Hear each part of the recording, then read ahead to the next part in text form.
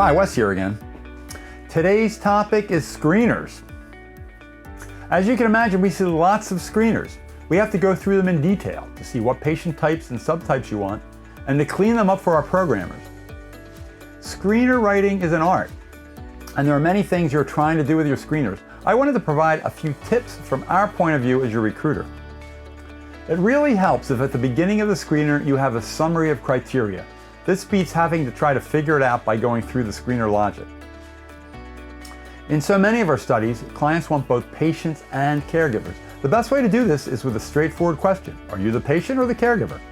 Sometimes clients think logically but are too clever. They ask if you have been diagnosed with a disease. If you say no, then they take you down the caregiver path. That's logical, but here's why it causes problems. Caregivers are used to answering questions on behalf of the patient.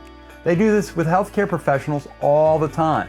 So when they see a question asking if they have been diagnosed with hemophilia, for example, they assume they should answer yes on behalf of their child. So avoid this problem. Just ask if they are a patient or caregiver. When we see this issue, we'll change it for you. Don't hide things, such as homework, buried in the screener. We need to let patients know if there are additional tasks, and we need to increase their compensation. So let us know, put that in the summary at the beginning of the screener. Do you really want to terminate on a question? Often certain answers are marked terminate, but when asked, the client will say, we may be able to give on that, so don't terminate, take them to the end of the screener. We need to know that, otherwise we'll program to terminate as it says on the screener. Good to note this on the screener and bring it up during a kickoff call. It's best to confirm any oddball items. For example, we had a study recently where the client came to us to recruit for one disease. The screener mentioned two diseases. The client already had filled the quota on the second disease, but our project manager saw both diseases in the screener and assumed the client wanted both from us.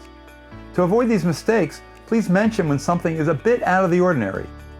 Another great reason to have a kickoff call.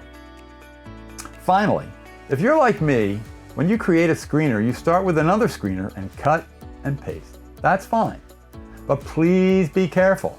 Sometimes people leave in items from the screener they're copying from that don't belong. Please double check. I'm interested in your tips and tricks for screeners as well. Please comment to this post and share your tips. Thanks.